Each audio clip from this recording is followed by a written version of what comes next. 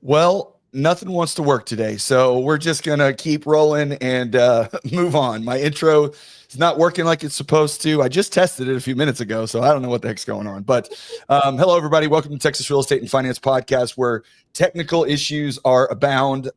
Dealing with all kinds of fun stuff these days. My internet doesn't work. I can't get my sound to work right. It's just having a ton of fun. So bear with us today. If this gets choppy, then you can hop on to the podcast feed, which I'll have available for you guys next week, and then listen to the whole thing then. But either way, here we go. So welcome to 2025. We are pretty deep into it now, almost into March, coming out of February, or coming out of 2024.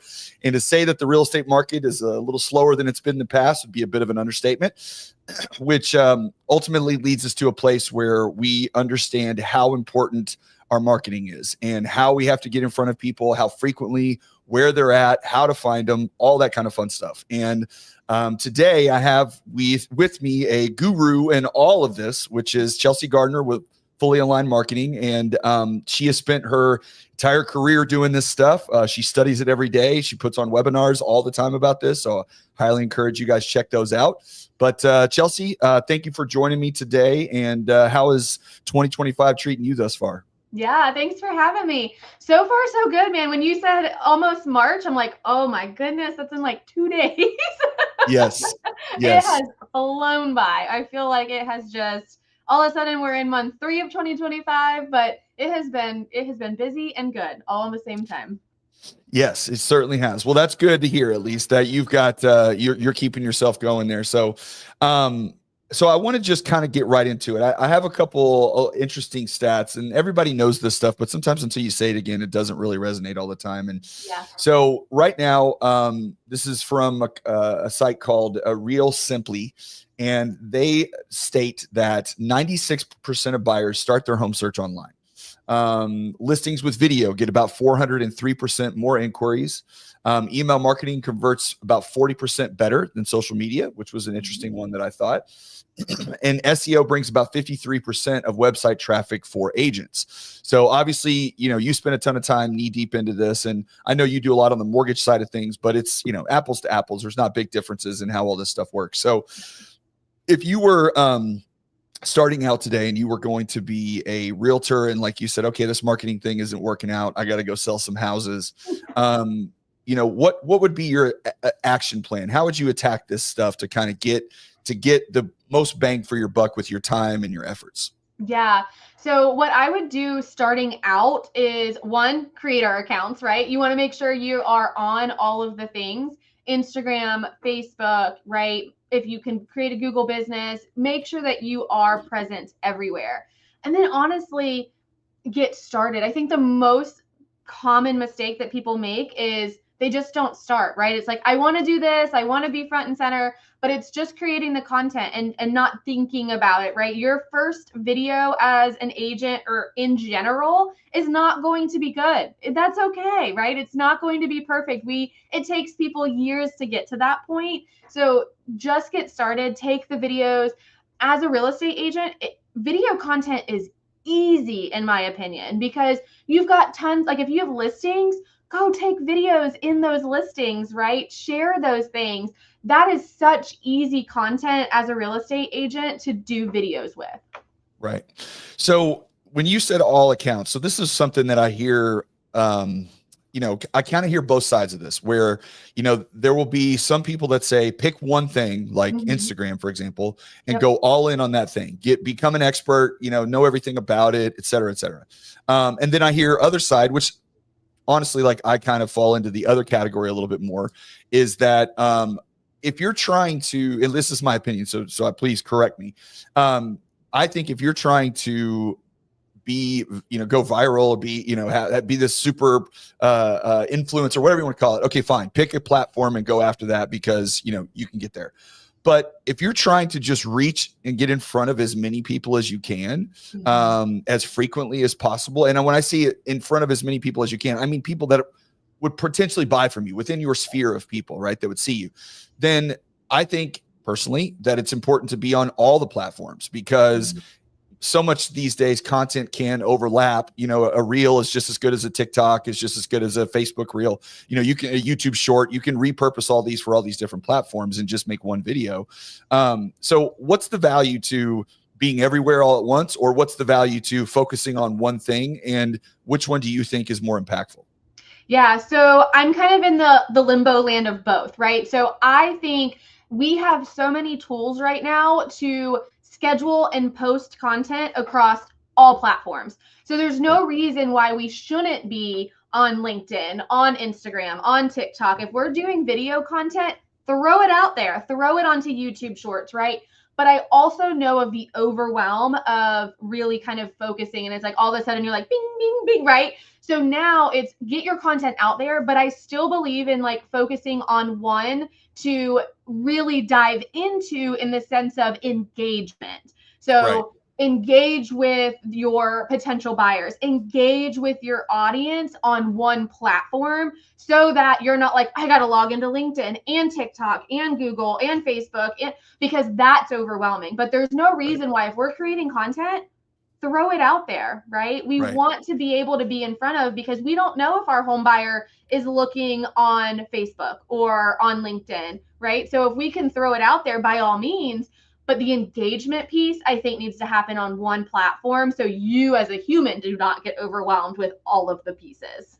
Gotcha. So it is, so what you're saying basically is like, it is beneficial and probably should be on as many platforms as you can manage. But when it comes to engagement, which, by the way, I want you to elaborate on that. That's such a big player these days, especially with not only just getting reciprocation as far as being seen, because obviously the algorithms, if you interact with somebody on Facebook on a regular basis, then when you post content, they're more likely going to see your content than somebody else's. But also, it's probably a function of just creating relationships, right? Like if you're engaging with people and you're talking to them online because you can't go see everybody in person all the time, then you're going to have a closer tie with that person as well. So when you become top of mind in that situation, when it's time to buy or sell a house, they're going to think of you more often because they see you. But that also, kind of attaches to, you engage, get involved, but you still have to post stuff from time to time because you got to let them know what you do, right? Right, exactly. And that engagement piece is huge, right? Because like you said in the very beginning, we want to be seen by as many people as possible in our area. We're not after those vanity numbers. Like you said, we're not these influencers trying to, well, I mean, some people might be, but we're not these influencers that are trying to get millions of followers and likes and views. We want the people who can actually do business with us, right?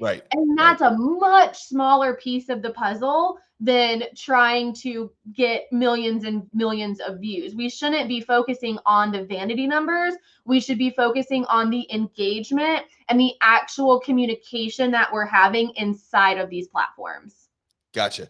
So if you had to pick, because the hard part is, I think for most people, is that there's so many things that they get overwhelmed, right? There's too much. And I think what you said earlier about starting, right, is when you start, you get better at something, you get better at something, and those habits build onto other things, but until you start doing something, it's very difficult to have any kind of real success. So would you encourage someone to, if they're not heavy on social media, let's say Facebook or Instagram, would you encourage them to start by just engaging with people more, or would you encourage them to start by posting stuff and then move to engage? Like what do you think has more immediate results, or I hate to use the word results because then it sounds like you're just trying to get leads, but what is more impactful for someone that wants to get started? Is it the engagement side or the posting side?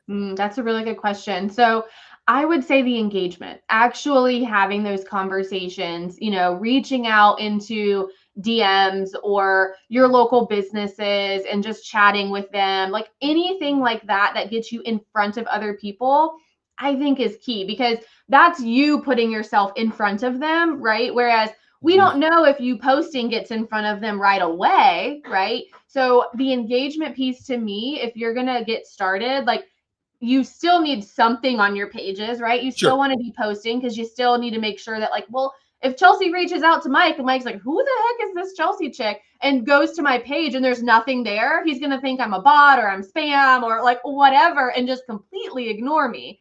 So Right. we want to make sure that we still have some stuff there, but I would say the engagement piece is more important, right? So if you're thinking, should I post every day or should I engage every day?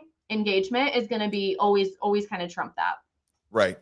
Now, on the posting side of it, again, this goes back to you saying just start, and I know I did this a lot starting off, and I think other people do as well. But we get so wrapped up in we made a video, right? We spent time. Maybe we came up with a script, we came up with an idea, we wrote it down, we read it off, we made the video, whatever, right? We made it.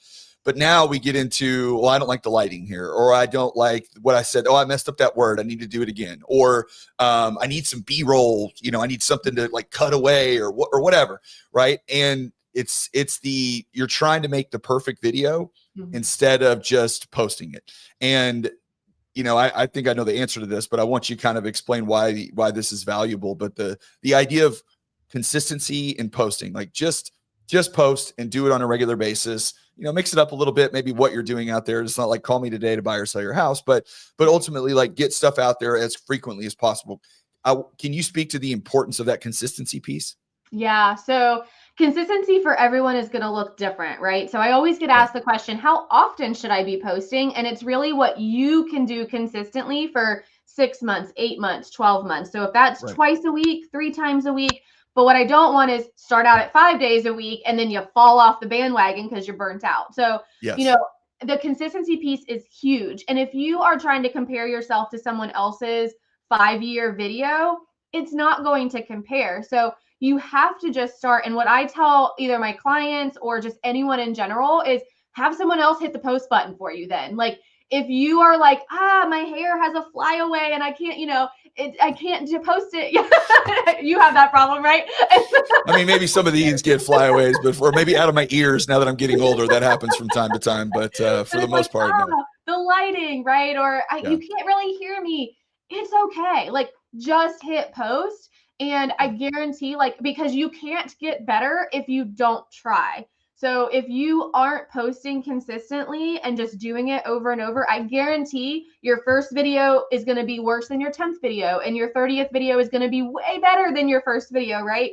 But you Right. have to just post. And if it means handing it off to your kids to say, get this on my Instagram, like I did this video, I don't even want to look at it, post it, then do that, right? Like hand it off to someone to post and just get it up there and going, because that's the first piece. And we're all humans and we all have to start somewhere. And right now in 2025, I've actually noticed a huge shift just in the first few months of people are actually craving more of that, like authentic and all, like those videos that aren't so perfectly curated, right? That have all the Right. flying images and the, funny, fun text and everything, because people just want to know you. People just want to know who you are as a human and not so much like the perfect curated, person, because that's most of us aren't like that normally. And so Right. they want to get to know you. And if you're stumbling through a video and it's like, and like, it's okay. It's okay. Like, it's okay. What would you suggest if someone is not really fired up about making videos? Because, again, we all have our hangups, and you can tell people all day long, video is important. It's the most important thing. They see you, they feel you, that, there, or whatever. Or even, maybe it's not you, maybe it's, you're reposting some other video or whatever. But if someone's not into that piece, or they haven't gotten there yet, let's call it that way, right? We haven't quite gotten there to that point. What would you suggest? What type of posting is at least in the realm of, hey, just get started, like put something out there? Like what's some easy stuff that they can do to post if they're not comfortable yet getting in front of the video? Yeah. So whenever I have someone that says they're not comfortable in front of video, my number one thing is just get in front of it and do it anyways. But secondly is find a way that you can still incorporate yourself. So there's two different ways that you can do this. One is take a video where you're not in it, but you do a voice overlay. So your voice is in the video. So like maybe you're doing a home walkthrough, right? And your video is just the walkthrough. And then you go back through and actually talk the listener or the watcher through the house tour. So it's your voice. So that's one way to do it without you being in front of the camera, is by doing it as a voiceover afterwards, right? Another way is kind of what you had mentioned previously is B-roll footage, which is where you put your camera up somewhere while you're doing a task and kind of forget about it being there, and you just go about your business, right? If you're working on a, closing a loan or closing a home, whatever the case may be, and you've just got your camera right here, right? Like I could just be recording us right now too, just chit-chatting, Right. and that Yeah. can be B-roll footage where I'm not physically talking. It's just the video in the background, but I'm in it. So Right. those are the things, those are two ways that I think people can start incorporating video and themselves without physically like sitting down and being like, okay, hey guys, like, because I know that can definitely be stressful and overwhelming. Another really cool way that I actually saw it. Oh, I wish if this is a real estate agent listening, I hope like they come forward because I don't remember who it was, but someone did a video of like a house tour, but did it as like a hide and seek game. So she basically was like, if I hid in the kitchen, this is where I would hide. And like she popped out of like somewhere in the kitchen. And then she's like, Okay. and in the bedroom, this is where I would hide. And she popped, but she was very far away from the camera, but she had a little microphone. So like Yeah. you could see her, but like not really, but she was in the video and she was doing a house tour in a very fun way. Yeah. And I think that was really, really cool too. So those are some like find ways that are going to make it fun. Like if you think you just have to get on camera and be like, so let me talk to you about, you don't find creative ways to do video content. That's not you just being a talking head. Do you think it's more important these days for it to be entertainment a little bit or more informative, or does it depend on your personality? I mean, what's a better method as far as like the type of content that you're going to produce, and based on, what people are interested in or looking at, because real estate's one of those things that, I think you could look at it as the HGTV world where people go and look at homes just because they want to see houses and they like, looking inside of people's homes and seeing the furniture and the design and all that kind of stuff. I mean, I'm not into that, but a lot of people are. Yep. But otherwise, most of the time when it comes to real estate information or mortgage information or whatever, they're not really looking for it until they're looking for it, until it's time to make that decision that I'm trying to buy a house or I'm trying to do my mortgage or whatever. So, what do you think is the best type of content to start with? And is there a better way to do it? Just combine the two? Like, what are your thoughts on that? Yeah. So primarily the content that's going to convert is going to be humorous, educational, controversial. Like those are the ones that tend to get the most like, right? The kind of Right. the Get everybody bang for your fired up. buck. Yeah, Yeah. but you also got to look at your own personality. If you are Right. not a humorous person where you're cracking jokes all the time, but you're trying to do it in video, it's not probably going to convey very well. And then people, when they meet you in real life, are going to be like, oh, I thought you were like this jokester, right? And you're like, not. So you want to make Maybe sure that could be extra funny is because you're not funny and the because you're joke not is like, funny. I'm not funny and here's a joke that's terrible and deadpan and people are like, that's actually pretty funny. And you're like, oh, Right? well, yeah, Yeah. yeah. Yeah. So it depends on you as a human. It depends on your personality. It also depends on your audience and who you're trying to attract to, right? So if you put out like, and that's the importance of also kind of looking at your analytics is Yeah. what is performing well. So if you put out educational content, let's say you put out 3 pieces of educational content and then 3 pieces of humor content, what performed better for you? What got more views? What got more engagement, right?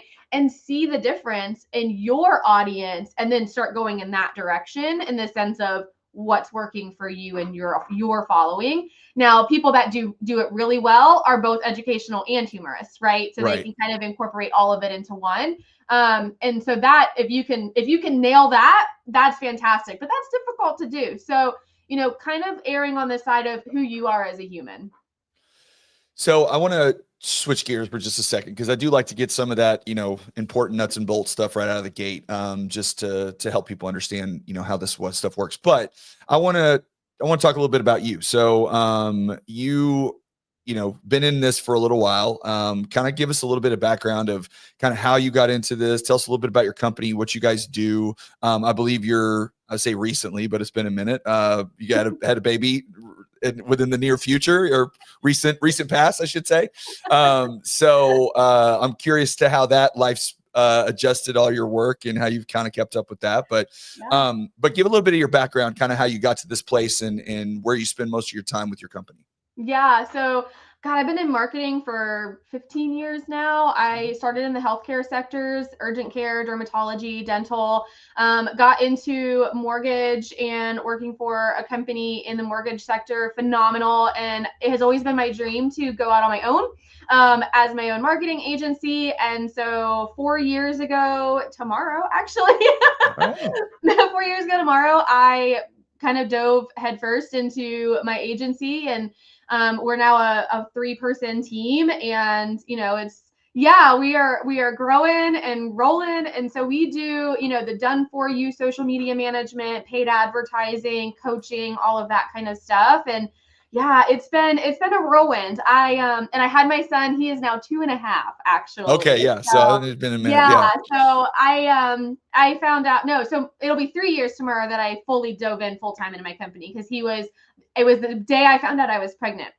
Oh. That it was my last day in corporate life.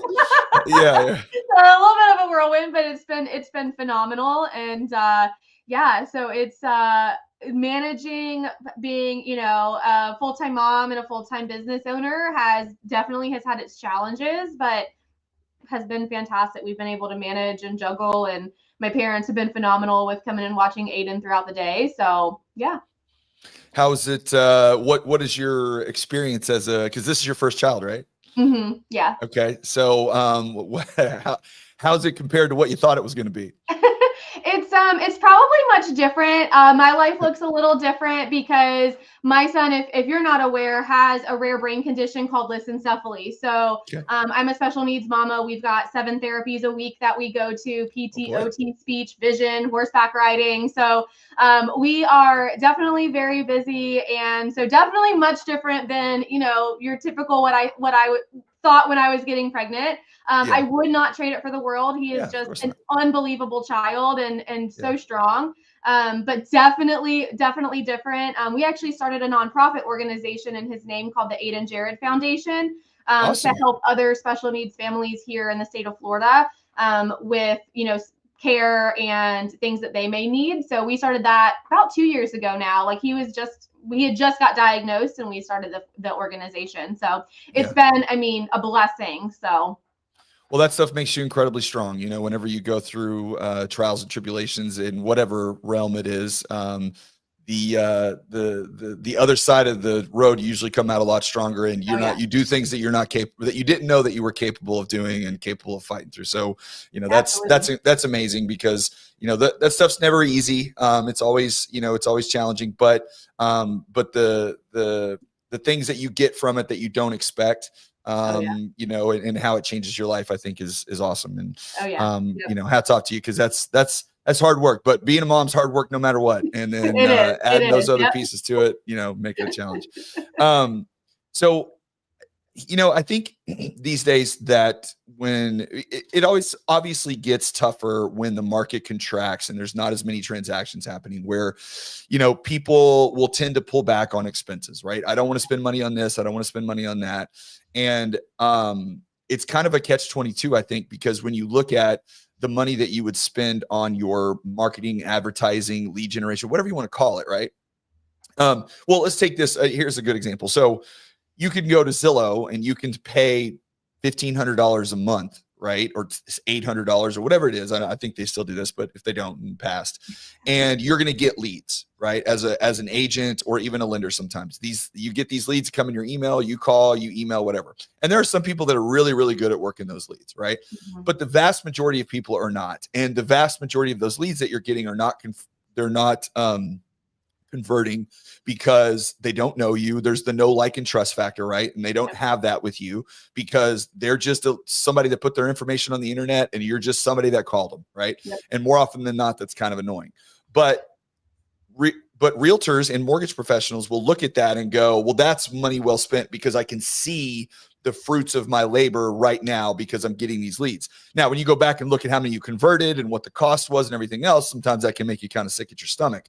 Sure. So why do you think there's a disconnect between that, right? And willingness to spend money on that versus willingness to spend money on, somebody that's going to put together a fully functional marketing campaign for you and help you like turnkey walk through the door to do it at the same or even sometimes less than that cost. That not only are you going to be marketing to as many people as you can, but to people that know, like, and trust you already, right? And so those leads that you get, they may not be as plentiful, but they're certainly more impactful. So when you deal with your clients, why do you think that disconnect exists sometimes, where it's a challenge for the average loan officer or realtor to want to go hire an agency because they just have a different mentality with it? Yeah, no, and that's a really great question. And I get it very frequently because when it comes to like social media marketing and what I do, right, there isn't a way for me to say, here's your ROI, right? Here's what you're getting out of it. It is nearly impossible for me to do that.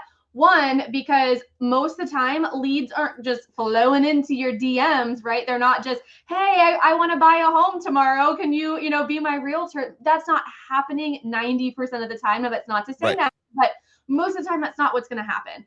And Yeah. so there is a huge disconnect between, okay, well, I can pay for all of these leads and they'll just be right here, right? Or I can pay to not see anything. And Right. that's where I think it's really hard, because what people aren't understanding is your buyers, a lot of first time home buyers right now are millennials. Do you know where millennials are? Social media. And do you Yep. know what they do? They want to like who they work with. And Yep. so they go and they look at their realtors. They follow their realtors or their lenders or their bankers or their neurologists, right? They follow those people. They want to know who they are.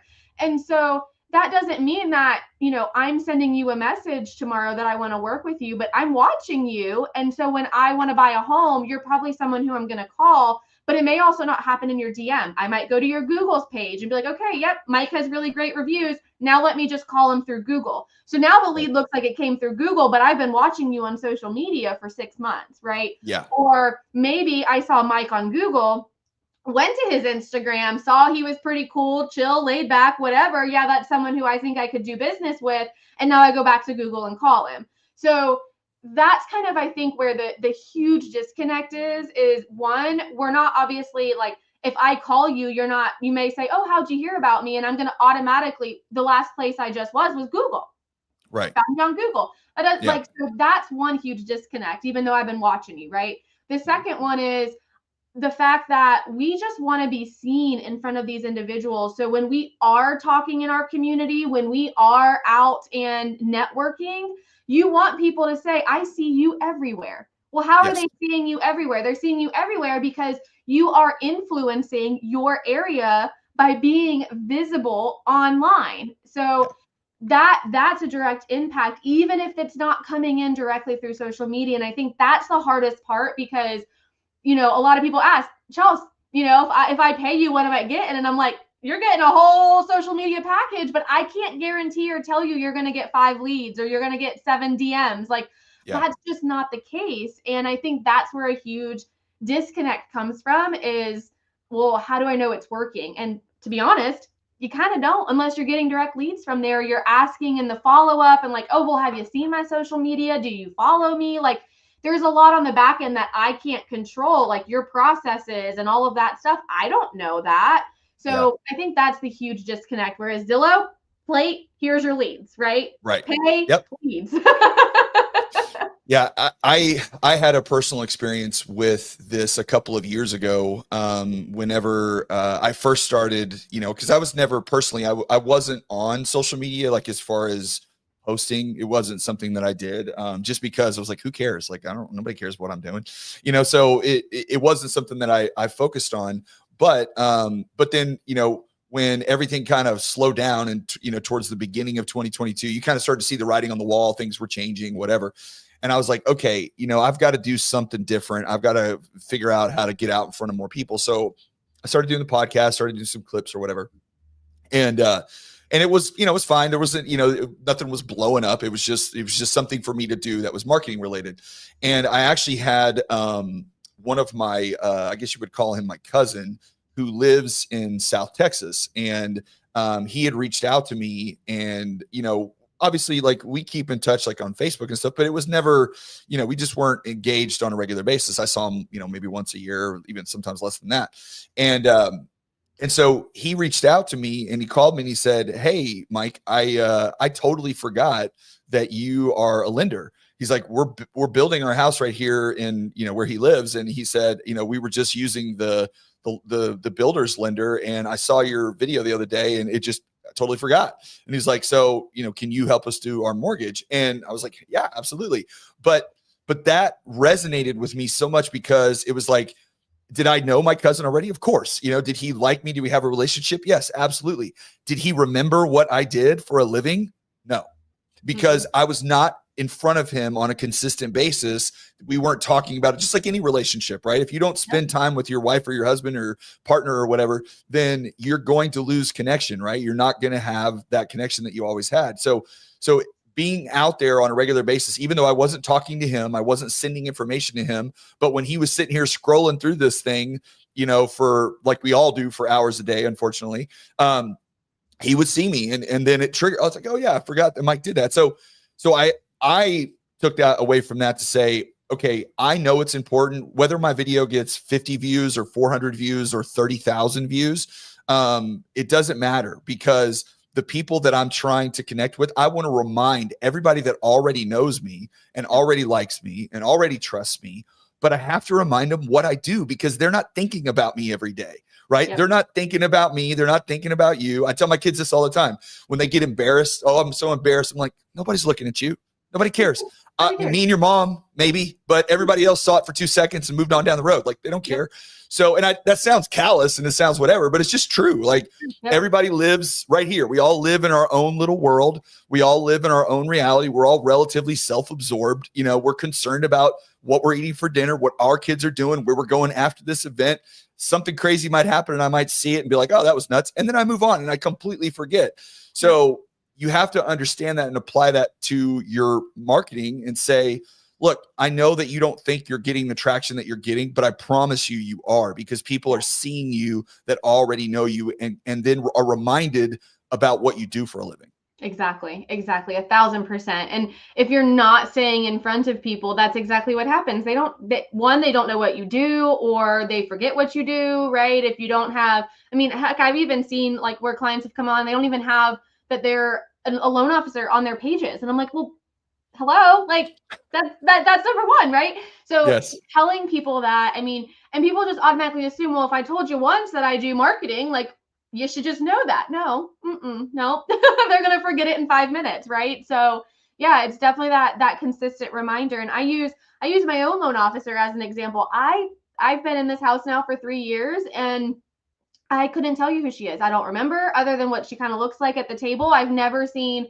an email come by. I've never seen a post. I've never seen a paid ad get put in front of my eyeballs. Like, I have no idea. So if someone were to ask me, "Hey, like, who did you use?" I'll be like, "I don't know." But now I know a ton of lenders. I can help you, but I don't know who the one I used was, because I don't ever see her. And so, and I'm a co-borrower. So that's, I think, another thing too, is making sure that you're also targeting a lot of more you want to make sure that you're in front of a lot of individuals. And as a real estate agent, something I highly encourage too is making sure that you are, after every transaction, that you are following or that you engage with that buyer on social media, right? So you friend them, or you follow them, or you ask them to follow you, right? Making sure that, because again, maybe if I was following this person, I would see their content feed into my social, and I would know who she is, and I would, but I don't. So if you are closing with buyers, follow them, make sure, say, "Hey, by the way, make sure to follow me on social media," right? And that way, because you're feeding your social media, they're going to consistently see that in their feeds. So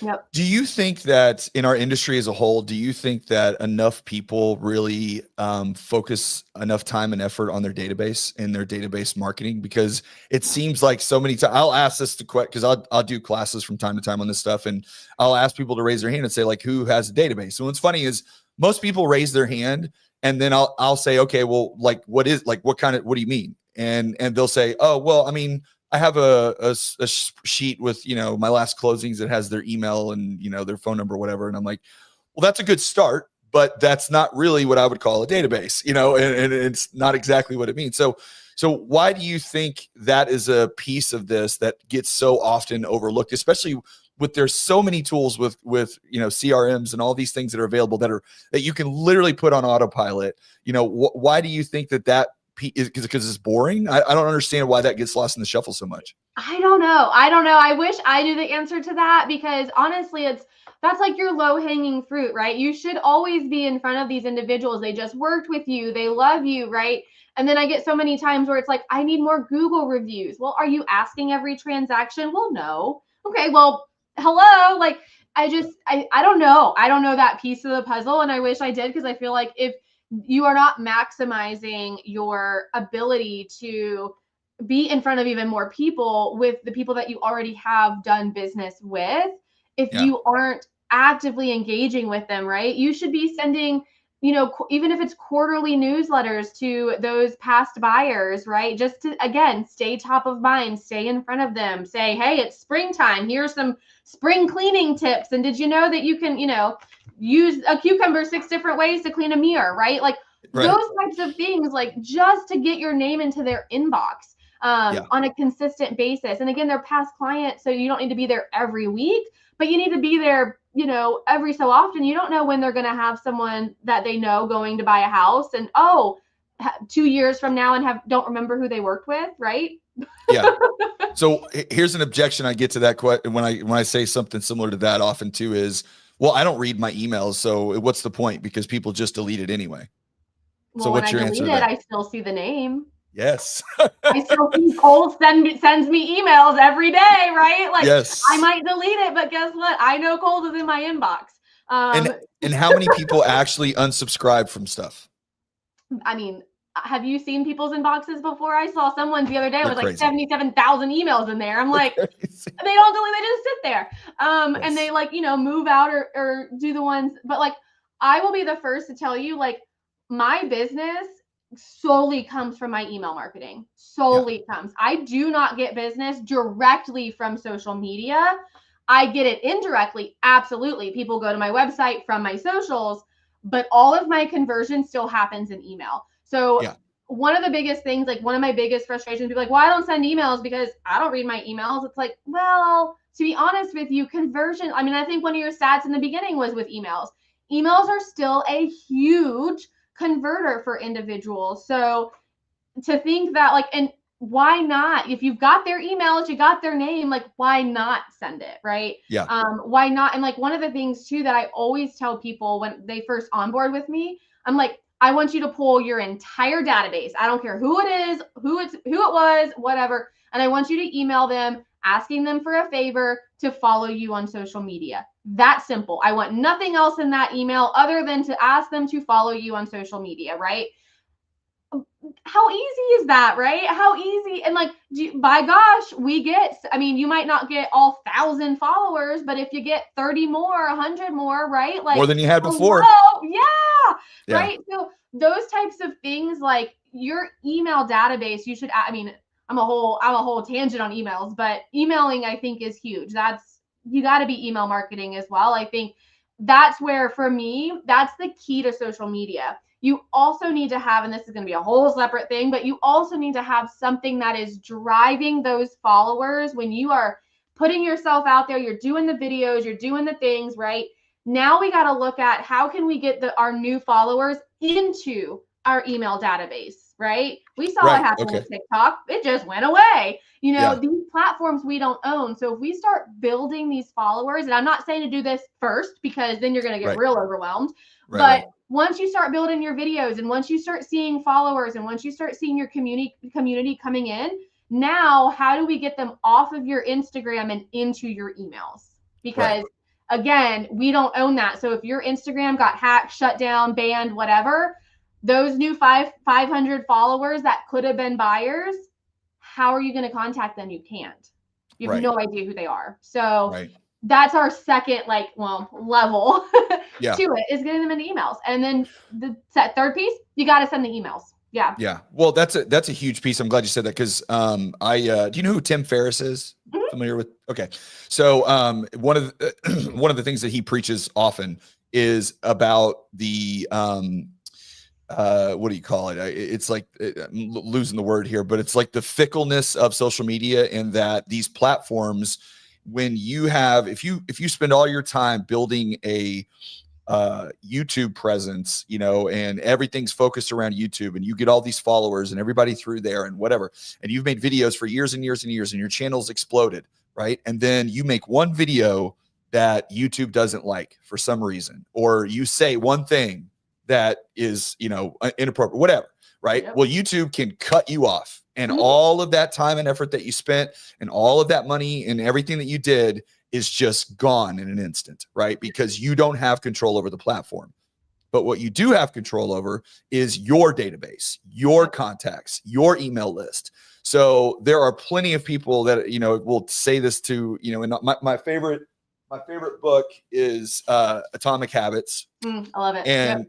James Clear, who wrote that, he goes on a tirade many, many times about how his entire, he didn't really understand the impact of this until he had an issue with one of the sites, lost, a lot of his followers, and then focused purely on, I'm out here in social media doing whatever, but I'm getting people onto my newsletter, onto my email list, because I'm going to send them stuff, because nobody can ever take that away from me. And I own that forever, right? And you can monetize that in 100 different ways. And so, I think people lose sight because the social media is flashy, and it's like, the shiny object in front of you, and email these days, seems boring and like, oh, who cares? It's a newsletter, but it's so important and so impactful. And that is your database and your clients. And there's nobody out there that can pull that away from you. Yep. And how you build that is through your social media, right? So that's, because then people are like, well, how do I get that database? It's through your visibility. You got to be out there, and you got to be collecting those emails. They're just not going to come to you. That's how you build your email database. So you got to be present on social, but you also got to be sending out your emails and getting them into that bucket. Because like I said, for me, they come from my socials into my email, and all the conversions happen through email. So that's kind of how that funnel works. And I wouldn't have the email database that I did without my social media, right? And I wouldn't have social media without the email data, whatever, you got to make sure that you're kind of playing those two, but knowing that if you put all of your eggs into Instagram, and Instagram decides tomorrow it doesn't want to be Instagram, what just happened, right? So that's where we got to start kind of looking to, and that's key, I think, is that's where you're going to build that database. So I want to shift gears a little bit too now, and get into something that you've been talking a lot about lately. I talk about it all the time. It's a tool that I use. It's my favorite thing in the world, probably to a bad degree, which is AI. And all of the software and all of the different tools out there that people can use. And I think it can seem a little overwhelming. I teach a class for realtors specifically about ChatGPT, but show them how to make reels, how to, use prompts in order to generate this type of stuff. But really the point of my class, and I reiterate it multiple times, is that they have to get familiar with this tool, and they have to learn how to use it, and they have to start using it, because in what the impact of it is that they don't understand, because it just seems like another tech tool, but it's not. It's nowhere close to that. And I have real concerns. I have genuine concerns about my career, my job as a mortgage loan officer, because much of what we do in mortgage is documents, data, interpretation, examining things, and then spitting out a result, right? Well, right now, there are plenty of tools in technology that can do that without the use of a human whatsoever, right? The only part of the process that still requires a human, or is better, is getting that person from the world into the bank, right? I need to get them to use our company to do the loan, but everything that happens after that can absolutely be AI and automated. The only reason it's not is because we have a highly regulated industry, and until laws and laws get passed, and agencies change over or whatever, then it'll take a time to get there. Which with the Elon and the Doge and all the stuff that's occurring in the government right now, it may not be that far off. But I want you to talk a little bit about how impactful it is. And I noticed, like, seeing some of your stuff that you've put out lately, you're starting to very much switch to under helping people understand the importance of it. But from your point of view, why is it so important for people, agents, mortgage professionals, anybody that's out there to get familiar with the tool and learn how to use it? Yeah, I think point blank, if you're not using it, you're going to get left behind at some point. Like just period. Because the people that are incorporating it, AI, there's great things about AI that I love, and then there's also things that I absolutely hate, right? But the things that I love is like the streamlining, the ease of being able to set different workflows up and things like that. And those that master that, guess what? Can get people into their like pipelines way faster. They can work with way more people. And so those that are not incorporating AI and those processes are going to get left behind because they can't keep up. Right. So I think that's the biggest factor when it comes to AI in general. And well, on that, I don't want to cut you off, but before you move to the next point on that, I get an impression when I talk to people about it that they look at it like Google. They look at it like, I'm just getting information. I'm going to ask it a question. It's going to give me an answer. Right. And they're just looking for information, and that's how they use it. And what you just said there, I think, is way more impactful. That, and same thing that I tell them as well, is like, what it does is it can take your day and make it so incredibly efficient with all of the processes that you do, if you know how to build it out and know how to set it up. And that takes a little time. There's a learning curve. You can hire people, you can do it on your own, whatever. But that's the impact of it. It's not the, I can access an information or I can get it to write an email for me, although that's a piece of it, right? That's a part of that, but that's a part of a much bigger puzzle of, I can get it to take a lead from Facebook, right? And I can get it to put it into my CRM, and I can get it to send out an email based off of what that lead came from. And then I can get them to schedule a time to talk to me, and I can get it to dump onto my calendar. So now I've done absolutely nothing except post on social media. And now I have a lead on my calendar that I'm going to set to call, in a week, because they've set that time. Now I'm not going to use AI to call them, because I am the human and I still need to talk to that other human, but they've taken that person from the internet and funneled them into my calendar and now set an appointment for me. And I literally had to do nothing other than set up that process flow and get it out there. Yep, exactly. And that's where I think people are falling behind, right? Because think about if you had to do that on your own, right? Yes. If you had to do the post, and then, now I have to remember to go in and pull the lead that just came in, and now I got to put them into it, and then I got to send the email, right? So now you're like, 2-minute task that literally took 2 minutes to make that post, and then all the funnel part to your calendar. Now it's a like 25-minute post. And like, what if you do that 10 times, right? Like that's so much time and energy that someone else who does have it automated, guess what? They're filling up their calendar way faster, right? Yeah. Because they don't have to do anything on the back end. They already have it all. And like you said, it does take time to set up 1,000%. I'm in that process right now to start adding in more streamlined stuff. And I'm like, but once it's done, man, it's going to be like blazing. So it is a process, but once you have that in place, like, man, it takes so much off your plate to have those things streamlined. And I mean, that's really the key. And that's where I think when it comes to, and like, plus a lot of our systems now have AI components. Facebook has AI components. Instagram has AI components. All of our CRMs have AI components. LinkedIn. I mean, everything has an AI component right now. And so if you don't even understand what all these little components are, you're also getting left behind, right? Yeah. Was there another piece? Because I cut you off earlier when we were talking about the processes and systems that the AI is helping with. I think you were going to one other side of it too. I don't know if you forgot where your brain was headed on that one. Yeah, no, that's exactly what I was going to say. When like with all the pieces, all of the other pieces also are having AI. One thing I will say though that I absolutely don't like about AI is if you're trying to pass off AI as you. I absolutely cannot stand that. Like you said, don't let AI make your calls. And like a lot of people are getting into video AI. That's personally not my thing. I don't like it.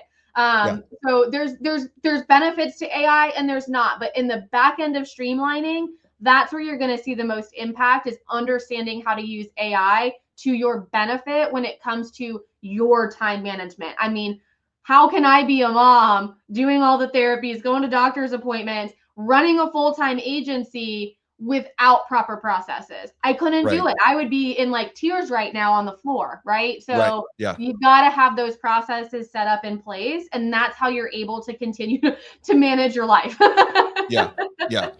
Well, and I think that the takeaway from some of this sometimes when realtors hear this, and even lenders too, we're lenders are a little bit less than realtors in this regard, but like I'll always ask people, I'll say, where do you get your business? Where does your business come from? And I will tell you that 90% of the realtors that I work with will tell me that they work, probably like 95. They work by referral. I get all my, I'm work by referral. I get referrals. And I said, okay, great. And so when we talk about advertising and marketing and whatever, they separate a little bit because they're like, well, I don't need that because I work off referral. And it's like, okay, I understand what you're saying, but you're missing the part where you can't work off referral if all the people that you know and that you spend time with and that you're around don't know that you need to be referred to, right? Like they if you're going to work off referral, you got to remind the people that you know what you do on a regular basis. And when you start putting all this stuff together and you talk about posting on social media and making videos and using AI and all this, people just get flooded and they're just like, I just can't, it's so much, I can't do it. Yeah. And I know that you deal with that too. Where, when people tell you that, I just don't know how to do it. Like, how do you tell somebody, okay, just because the answer is always just start. So where's the place to start, or how do they identify? Because maybe it's a little different for everybody. So how do they identify the place where it's like, just start here? What is that? Yeah, and that's tough. So the biggest thing that I recommend is there's a lot of AI platforms out there now, right? There's ChatGPT, there's Bard, I don't even know all the names. One thing that I recommend is picking one platform and learning it and understanding it. What I find a lot of times is people try to get into like 5 different AI systems. And I'm like, if you don't know AI, you're going to get really overwhelmed. So don't go and try and, learn 7 different AI tools. Pick one and stick to it, right? I'm a master in ChatGPT because I've been on it since the first day it launched. I haven't even ventured into other AI systems because that's what I know. So when you can kind of narrow in that, the second thing, and then it's like, okay, now I've got ChatGPT. Now what do I do? Well, now you figure out, what are you doing in your business that is repeatable? What are you continuously doing that could be streamlined? What is some email marketing, right? Like you said, you get a lead, then what happens, right? So what is that process that can then get streamlined? Pick one process and figure out how to build it inside of AI or a streamlined system. And that's where I would start. So don't pick, I need all 7 of these. No, pick one streamlined thing that you could work on and get that figured out first. Because if you're like, I need 7 things done, you're not going to do any of them. So start with one, figure out what you're doing that can be done, and then figure out how to do it inside of the system that you're using. So before we wrap up here, I want you to just kind of give a breakdown of what you guys do for your company, like what you guys offer to your clients, and different facets of it. If you want to give some rough pricing, I know it always varies just depending on the client, but what do you guys do? What do you offer? And then generally speaking, like where does the cost lie? Yeah. So we are with Fully Aligned Marketing, and basically we handle social media for clients. So we're a done for you marketing agency. We do paid ads. So uploading custom audience lists or targeting a specific area, right, through Facebook and Instagram. So running those paid ads. We do full social media management. So taking over your Facebook, Instagram, LinkedIn, Google, making your posts, creating your graphics, helping you with your videos, editing those videos, no long form, but like reels and things like that. We also do, we have a full suite of marketing where we do email marketing and blogging. So that's kind of the full spectrum of, okay, let's do social media and then get them into your email funnels and campaigns. So we kind of do a little bit of everything when it comes to that. And then I also do one-on-one coaching. So people who are wanting to learn that process. And then we also have a monthly membership for those that maybe want to have a couple live Q&A calls with me every month. I have a monthly membership with group calls, and pricing for packages start at $850 a month and go up. And then my monthly membership is $97 a month. So, okay, cool. Yep. Well, if anybody hears this, Chelsea's been doing this a long time, and, learning can be a challenge, especially if you don't have someone to kind of hold your hand through the process and go through it. And, it's kind of the, can you learn how to do this stuff on your own? Yes, you certainly can. Do you have the time to do it? That's a whole other thing, especially when you're running a business and a family and all the things that go along with that. And to say that the value isn't there and can't be had for, learning these or getting help with this whole process, because it will pay for itself. It pays dividends, but you have to give it a little bit of time, and you have to give a little bit of effort into it in the beginning to really see that. But I know very few people that, find good companies that do this for them. And sometimes that can be the challenge is actually finding somebody that's good at what they do. But that's why I've had Chelsea on here twice, because she's awesome. Once you find a good company that does it and you give it a little bit of time to bear fruit, you will see the results. And and most people that I talk to that start with, at a certain level of payment, they generally kind of increase that after a while, because they're like, man, this is revolutionizing what I'm doing, and I don't have to do it as much. And I just, kind of take a step back and let somebody else handle it. And if you want to learn, that's where the coaching part comes in. If you want to take over some pieces on your own because you want to get better at it, that's great too. But you don't have to. And, you're good at running your business, you're good at selling homes, or you're good at doing mortgages, or whatever it is that you do. And to also expect that you're a tremendous database marketer or an email marketer is a lot to take on. So I highly recommend, if you need help with this stuff, reach out to Chelsea. She's awesome. Her team is great. They're wonderful to talk to. They're here. They're not other places that I get bombarded with on a regular basis about. Some of them get a little rude, honestly. They're like, are you going to respond to me? I could do all this. Tell me now. I'm like, settle down, bro. Like, no. No, my staff, my gals are also military mamas that, they do this and run their families and households too. So yeah. Well, Chelsea, I really appreciate your time. Thanks for taking a few minutes out of your day. I know you're a busy lady, so thank you very much. And thanks for everybody that stuck around. We'll be back again next week with a little more AI talk. So I have someone that's coming on that we're going to really dive into some of this AI stuff to kind of get you a little better acclimated to it. It's kind of I guess you could say it's a dorky topic, but it also is incredibly important. So, tune in for that. But hope everybody has a great weekend, and we will see you back next time. Thank you very much, Chelsea. I appreciate it. Thanks, Mike.